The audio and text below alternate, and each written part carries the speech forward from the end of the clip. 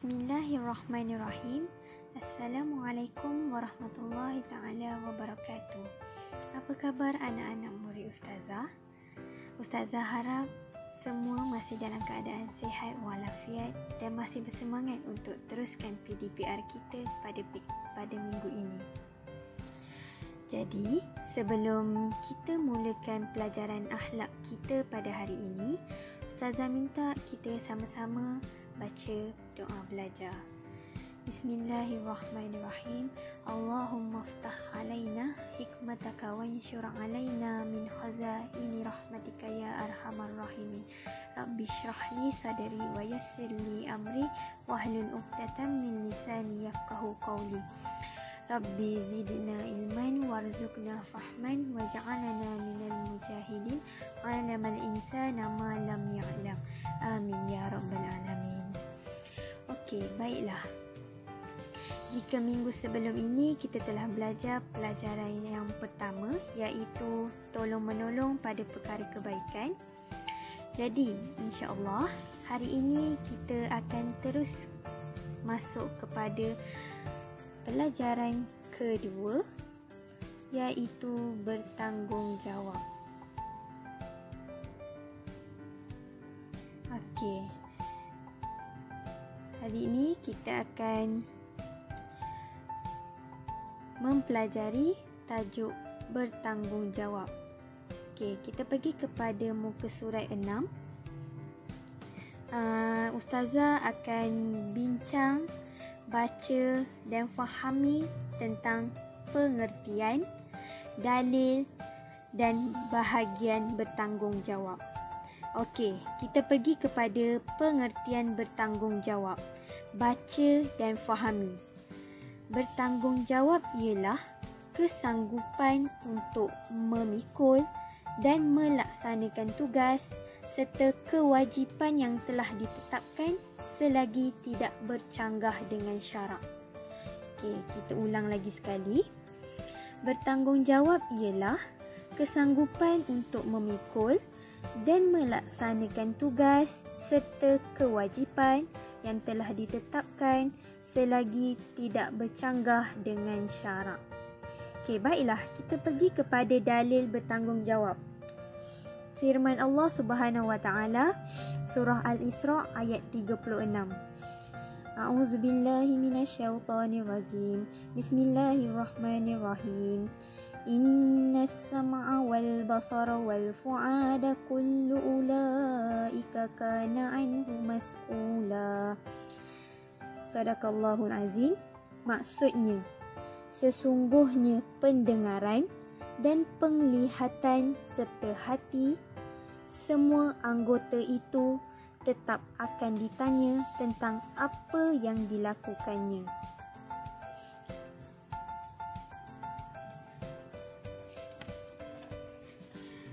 Okey, seterusnya kita pergi kepada muka surat 7, iaitu bahagian bertanggungjawab.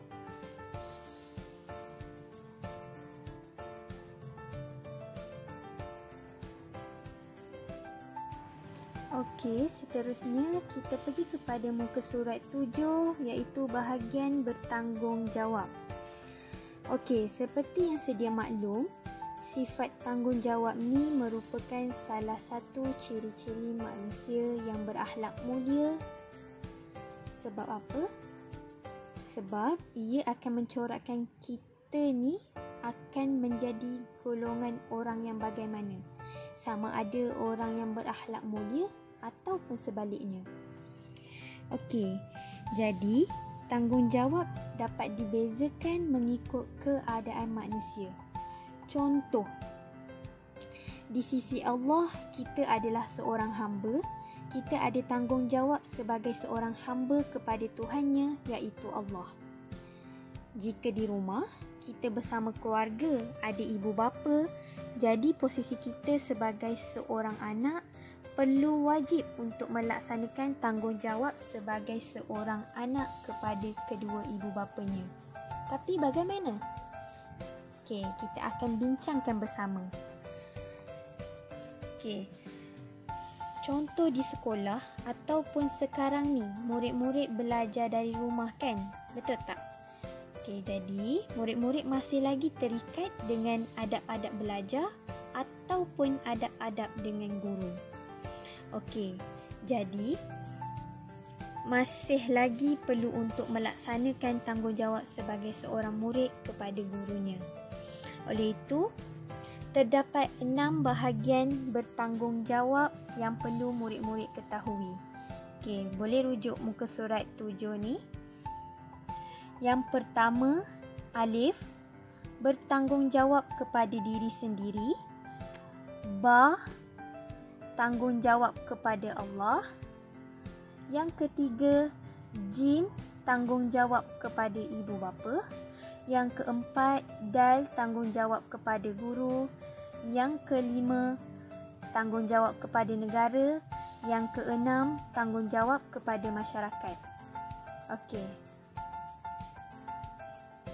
Jadi, jika soalan keluar, berapakah bahagian bertanggungjawab?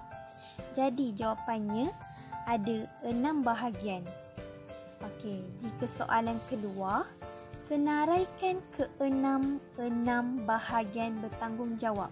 Jadi, kamu senaraikan yang 6 tu iaitu tanggungjawab kepada diri sendiri, tanggungjawab kepada Allah, tanggungjawab kepada ibu bapa, tanggungjawab kepada guru, tanggungjawab kepada negara dan tanggungjawab kepada masyarakat.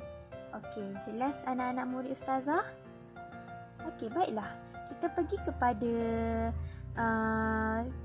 alif, tanggungjawab kepada diri sendiri.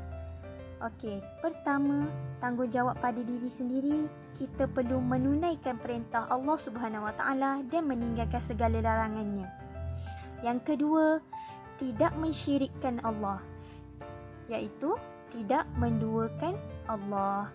Okey, kita pergi kepada ba, tanggungjawab kita kepada Allah. Yang pertama, memelihara diri daripada perkara-perkara yang tidak diredai Allah. Yang kedua, memantapkan iman dalam diri dan melaksanakan tuntutan rukun Islam dengan sempurna. Okey, itu adalah tanggungjawab kepada Allah. Okey, kita pergi kepada muka surat 8. Jim, tanggungjawab kepada ibu bapa, iaitu tanggungjawab anak terhadap kedua ibu bapa kita. Yang pertama, mendoakan kesejahteraan kedua-dua ibu bapa. Yang kedua, bercakap dengan lemah lembut. Yang ketiga, taat dan berbakti kepada kedua-dua ibu bapa kita. Okey. Dal, tanggungjawab kita kepada guru.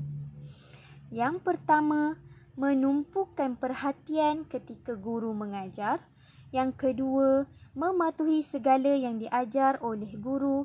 Yang ketiga, menghormati dan mendoakan kesejahteraan guru. Okey, kita pergi kepada muka surat 9, bahagian tanggungjawab kepada negara. Yang pertama, kesetiaan kepada negara. Yang kedua, menjaga harta benda awam. Yang ketiga, menjaga keselamatan dan keamanan negara kita. Okey, yang terakhir, bahagian bertanggungjawab wow adalah tanggungjawab kita kepada masyarakat. Yang pertama, melibatkan diri dalam aktiviti khidmat masyarakat. Yang kedua, saling menasihati dan berbuat baik dengan jiran. Yang ketiga, yang terakhir adalah memelihara kerukunan hidup berjiran. Okey, insya-Allah itu sahaja perbincangan kita pada hari ini untuk pengertian dalil dan bahagian bertanggungjawab. InsyaAllah kita akan sambung pada minggu hadapan dengan fadilat bertanggungjawab dan akibat bertanggungjawab. Okey, syukran jazilan. Wabillahi taufiq wa hidayah. Wassalamualaikum warahmatullahi taala wabarakatuh.